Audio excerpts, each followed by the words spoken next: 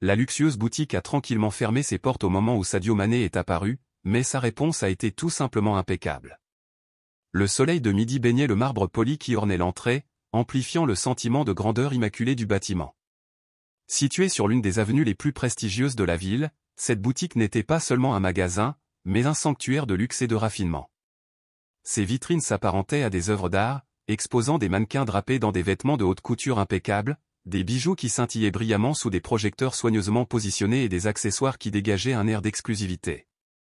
Un parfum délicat et séduisant, un mélange enivrant de parfums importés et du cuir le plus fin flottait dans l'air à chaque fois que la porte automatique s'ouvrait, invitant les passants à entrer dans un royaume de gourmandise somptueuse. Sadio, cependant, prêtait peu d'attention à l'étalage de richesse devant lui. Il s'approcha d'un pas tranquille, sa tenue vestimentaire contrastant fortement avec l'opulence environnante. Ses vêtements étaient simples, sans prétention, la fonctionnalité plutôt que la mode, le confort plutôt que l'extravagant. Sa présence n'appelait pas à l'attention ou à la reconnaissance, au lieu de cela, il incarnait une confiance tranquille. Lorsqu'il regardait les vitrines, ce n'était pas l'envie d'un acheteur impatient, mais la curiosité tranquille d'un observateur, d'un spectateur. Ses yeux s'attardèrent un instant sur une exquise robe en soie émeraude, imaginant peut-être à quoi elle ressemblerait sur sa mère. Puis, avec le même calme, il se dirigea vers l'entrée. La porte vitrée immaculée s'ouvrit sans bruit, l'accueillant à l'intérieur comme si elle avait anticipé son arrivée. Mais alors qu'il faisait ses premiers pas dans la boutique, une grande silhouette sculpturale apparut sur son chemin. Isabella, la gérante de la boutique, se tenait devant lui, incarnation de l'élégance que représentait le magasin lui-même. Sa silhouette était drapée dans une robe noire parfaitement ajustée qui s'accrochait à ses formes comme une seconde peau, et autour de son cou reposait un collier de perles simple mais frappant. Ses cheveux étaient soigneusement attachés en un chignon impeccable, encadrant un visage aux traits nets et définis et aux yeux aussi froids et perçants que l'acier. D'un simple coup d'œil, elle l'évalua. Ses yeux, d'une nuance de gris pénétrante, le balayèrent avec une précision calculée, s'arrêtant momentanément sur ses sandales, puis s'attardant sur sa chemise froissée, avant de finalement s'installer sur son expression imperturbable. Il n'y avait aucune trace de chaleur ou de bienvenue dans son regard, seulement un jugement calme mais sans équivoque. « Excusez-moi, monsieur » la voix d'Isabella traversa le silence, aiguë et inflexible, son ton aussi autoritaire que les talons aiguilles qu'elle portait. « Je crois que vous êtes au mauvais endroit. » Sadio, momentanément surpris par cette interruption soudaine, cligna des yeux et hésita.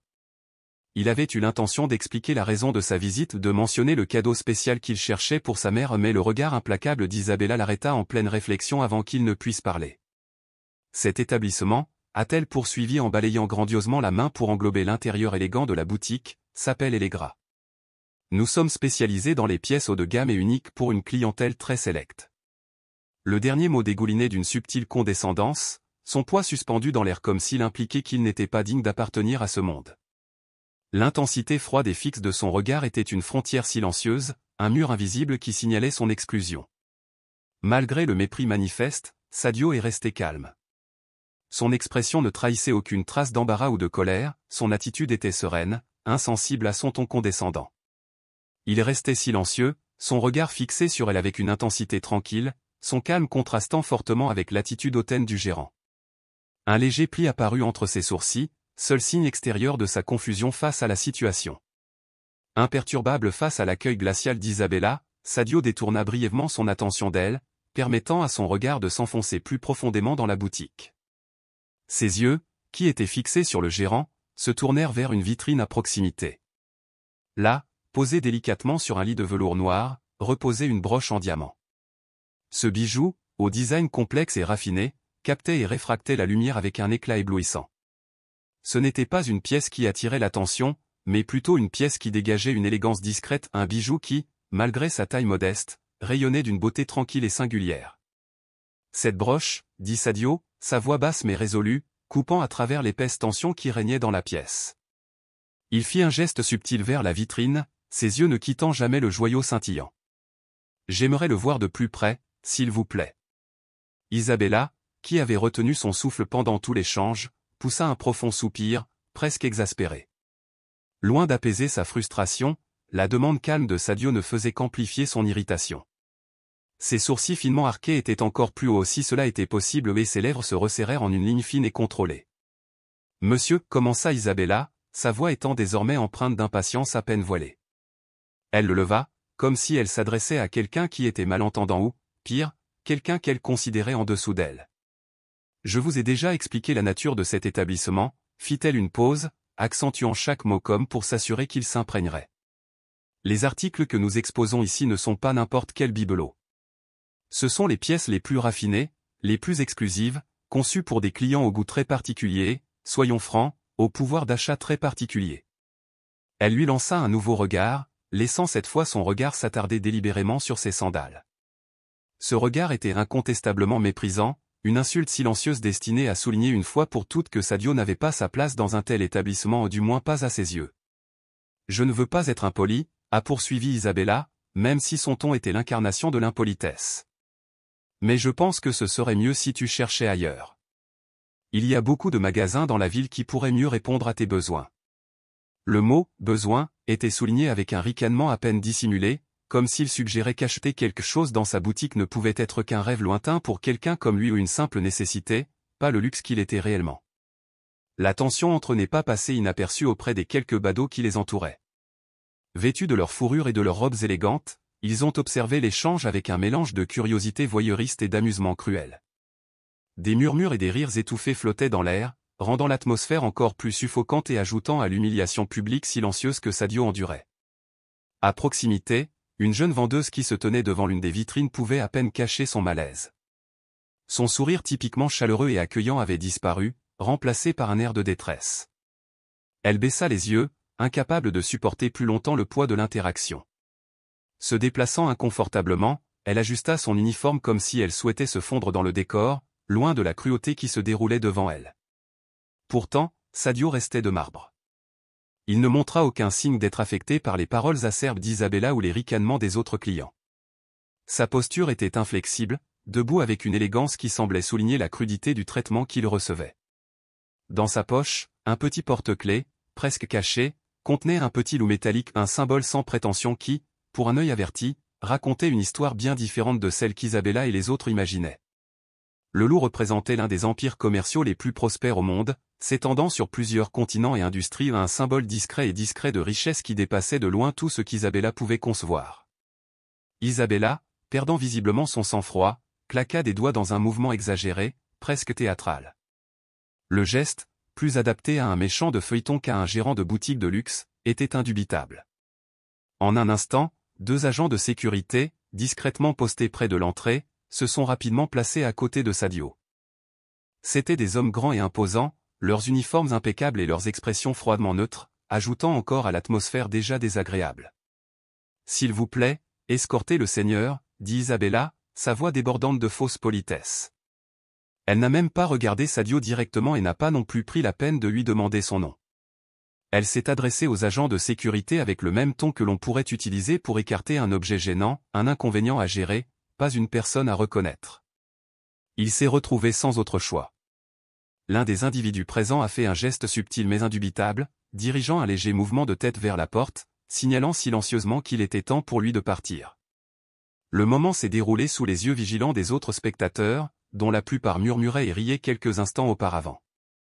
Mais maintenant, il restait immobile, observant avec un sentiment de fascination morbide, comme s'il assistait à une forme de théâtre de rue, un drame qui se déroulait devant eux avec une intensité déconcertante. Sadio s'éloigna de la scène, son visage affichant un mélange de profonde tristesse et d'indignation discrète mais indubitable. Ses mains, qui auparavant ajustaient nerveusement son uniforme, étaient maintenant serrées en poings serrés. Même si l'aiguillon de l'humiliation pesait lourdement dans l'air, il ne fit aucune tentative pour riposter. Son expression, autrefois masque de confusion sereine, portait désormais le poids d'une profonde déception. Sous la surface de cette déception, une vague d'indignation couvait sans aucun doute, mais elle était soigneusement contenue, cachée sous une couche de dignité. Il comprenait, peut-être mieux que quiconque, que toute tentative de protestation serait vaine. Cela ne servirait qu'à prolonger l'agonie, à prolonger le spectacle même qui lui avait été offert. La tête haute, Sadio se dirigea calmement vers la sortie, flanqué de 2 gardes. Ses pas étaient mesurés, déterminés, son dos aussi droit que s'il marchait vers un avenir inconnu. Il n'y avait aucune trace de défaite dans la manière dont il se comportait, seulement une résignation tranquille, un sentiment d'acceptation qui semblait l'envelopper autant que l'espace physique qui l'entourait. Lorsque la porte automatique s'est ouverte, le bruit et l'agitation du monde extérieur se sont précipités, contrastant fortement avec l'atmosphère immaculée et contrôlée à l'intérieur. Juste avant de franchir le seuil, au moment précis où la porte commençait à se refermer derrière lui, Sadio s'arrêta. Il se tourna légèrement, suffisamment pour que leurs regards se croisent. Son regard se fixa sur celui d'Isabella. Il n'y avait ni fureur, ni amertume dans ses yeux. Aucune once de ressentiment. Il n'y avait même pas la moindre lueur de défi. Au lieu de cela, son regard s'attardait au calme, inflexible et délibéré. Ce fut un long moment calme qui en dit long sans qu'un seul mot ne soit échangé. Ses yeux semblaient regarder au-delà du masque d'autorité soigneusement construit qu'elle portait, coupant le vernis de l'arrogance. Ce qui l'a transmis, silencieusement et avec une clarté indéniable, était une promesse discrète. Cet incident, malgré toute son injustice, ne sera pas oublié. Son regard n'était pas celui d'une menace, mais plutôt une déclaration qui résonnerait longtemps après son départ. Sadio franchit le seuil, disparaissant du regard d'Isabella et de la clientèle bien habillée et d'une élégance exquise. La porte se referma derrière lui, laissant un silence lourd dans l'air, un silence épais de tension. Pour Isabella, ce silence commençait à être troublant, un léger inconfort qui s'insinuait dans ses pensées, devenant de plus en plus prononcé à chaque instant qui passait. Exactement un mois s'était écoulé depuis ce jour fatidique, et quand Isabella regardait maintenant depuis la boutique, elle voyait un paysage urbain complètement transformé. Le terrain vide qui se trouvait autrefois devant le magasin abritait désormais un imposant bâtiment en construction. La structure semblait s'élever vers le ciel avec une audace qui éclipsait tout ce qui l'entourait, un imposant témoignage de l'architecture moderne. Un panneau publicitaire massif ornait la façade du bâtiment, sa taille et sa proéminence étant impossibles à ignorer. Sur celui-ci, une image de Sadio souriant sereinement, dégageant une grâce tranquille était affichée. Sous son image, en lettres élégantes et audacieuses, les mots « authentique magnificence » étaient imprimés, leur impact est indubitable. L'échelle du panneau d'affichage lui-même était une déclaration qui exigeait qu'on y prête attention. Il ne s'agissait pas d'une photographie idéalisée et parfaitement retouchée d'une célébrité, non, c'était un portrait honnête, qui capturait l'essence de son personnage, son attitude calme et mesurée et son regard aimable et accessible. Le slogan en dessous, « La véritable élégance pour l'âme », semblait résonner avec une philosophie totalement en contradiction avec le monde superficiel qu'il avait rencontré avec une élégance exquise ce jour-là. Un bourdonnement d'activité perturbait l'atmosphère par ailleurs tranquille de l'avenue. Un groupe de personnes, impeccablement habillées mais arborant un air d'authenticité qui les distinguait des clients habituels d'une élégance exquise, s'étaient rassemblés devant le panneau d'affichage. Parmi eux, photographes et journalistes se bousculaient pour se positionner, appareils photo et microphones prêts, tous attendant en retenant leur souffle. Une élégante voiture de luxe noire s'est arrêtée sur le chantier, sa présence attirant l'attention. Un homme en sortit ou une silhouette d'âge moyen avec une aura de sophistication naturelle. Son costume, bien que impeccablement conçu, avait un style décontracté qui parlait de créativité et d'individualité. Ses cheveux légèrement grisonnants étaient coiffés en arrière, non pas dans le style rigide du conformisme corporatif, mais d'une manière qui équilibrait l'élégance et la facilité naturelle. Cet homme n'était autre qu'un créateur de mode renommé, célébré pour son style avant-gardiste et son engagement inébranlable en faveur de la durabilité et de l'inclusivité. Sa présence même signalait un changement, une rupture avec la tradition, une évolution vers quelque chose de plus authentique, de plus reflétant l'avenir. Le designer marchait d'un pas déterminé, ses pas fermes alors qu'il se dirigeait directement vers Sadio, qui observait l'avancement de la construction. Arrivé à ses côtés, le créateur l'a accueilli chaleureusement, l'enveloppant d'une étreinte sincère, son visage rayonnant d'un sourire radieux. « Mon cher ami, c'est une telle joie de te voir », s'exclama-t-il, sa voix débordante d'affection sincère. Ce projet, vraiment, est tout simplement extraordinaire. C'est la déclaration la plus audacieuse et la plus fondée sur des principes que j'ai vus depuis longtemps. Sadio répondit avec la même chaleur, en l'embrassant en retour. « Merci beaucoup d'être venu, dit-il avec son humilité habituelle. Votre opinion compte pour moi. » La conversation entre eux s'est déroulée sans effort, comme s'ils étaient deux vieux amis qui se connaissaient depuis des années, unis non seulement par un amour commun pour la mode mais aussi par des valeurs plus profondes et plus significatives. Ils ont parlé non seulement du monde du design, mais aussi des principes éthiques auxquels ils croyaient tous les deux, créer un monde plus juste et rempli de compassion. Le contraste entre ce moment et ce que Sadio avait enduré un mois plus tôt était frappant, voire choquant. De l'autre côté de la rue, Isabella se tenait sur le seuil de sa boutique autrefois prospère, élégance, regardant la scène se dérouler avec un mélange d'incrédulité et d'horreur. Le magasin, qui bourdonnait autrefois de clients et d'activités, semblait désormais étrangement vide. Seuls quelques clients distraits déambulaient dans les étagères, leur manque d'intérêt contrastant fortement avec la foule animée qui remplissait autrefois l'espace. Le visage d'Isabella, autrefois marqué par l'arrogance et la fierté, était maintenant cendré, pâle et épuisé. La hauteur qui définissait autrefois son expression avait été remplacée par la dure réalité de la défaite. L'étreinte du Créateur, la conversation, la joie qu'ils ont partagée au tout cela ressemblait à une gifle publique adressée à Isabella. L'image de Sadio, souriant triomphalement de l'autre côté de la rue, semblait se moquer de chacune de ses décisions. Ce qu'elle avait autrefois perçu comme un combat de vengeance s'était avéré être quelque chose de bien plus significatif, une déclaration de principes inébranlables, une démonstration de magnanimité et d'authenticité qui résonnait plus fort que n'importe quelle insulte ou acte de représailles. L'élégance véritable et durable avait triomphé de l'opulence superficielle, et son monde de grandeur superficielle s'était effondré devant la force des convictions de Sadio. Pour Isabella, voir Sadio partager un tel moment avec un célèbre créateur a été le coup de grâce. La réalité la frappa avec la force d'un train de marchandises. Ces années d'arrogance, son sentiment de supériorité se sont évaporés en un instant, remplacés par une panique profonde et désespérée. Autrefois forteresse de confiance et de droit, son esprit était désormais un tourbillon chaotique de confusion, d'incertitude et de peur. D'un pas hésitant, presque chancelant, Isabella traversa la rue, ses mouvements raides et instables, comme si cette courte marche était un marathon. Chaque pas était comme un aveu de culpabilité, une reconnaissance silencieuse de ses erreurs passées. Lorsqu'elle rejoignit Sadio et le Créateur, elle interrompit leur conversation, ses mouvements maladroits, des comportements impensables pour la femme posée qu'elle avait été autrefois. « Monsieur, balbutia Isabella, sa voix tremblante, bien loin du ton autoritaire qu'elle avait utilisé autrefois. Les mots tombaient dans un désordre décousu et incohérent alors qu'elle essayait de présenter des excuses. « Je dois m'excuser. » Sadio se tourna vers elle, son expression calme et imperturbable, son visage un masque impassible qui ne révélait aucune trace de satisfaction ou de méchanceté. Son silence, cependant, en disait long, dégageant une autorité tranquille, presque intimidante. Le designer, sentant la gravité du moment, s'éloigna discrètement, les laissant seuls. « Nous, à la boutique, avons une politique, a poursuivi Isabella, sa voix devenant plus frénétique alors qu'elle cherchait une explication, une politique de sélection pour notre clientèle. » Ses paroles semblaient creuses, comme si elle essayait de justifier l'injustifiable, mais Sadio restait silencieux, patient, son calme plus efficace que n'importe quelle réprimande. Il la laissa se noyer dans ses propres excuses, chaque mensonge et justification resserrant l'étau autour de son cou. Plus il restait silencieux, plus sa panique grandissait. Finalement, lorsqu'elle fut épuisée, trébuchant sur ses propres mots, Sadio parla. Sa voix était douce mais portait une autorité qu'il n'était pas nécessaire d'élever pour être entendu.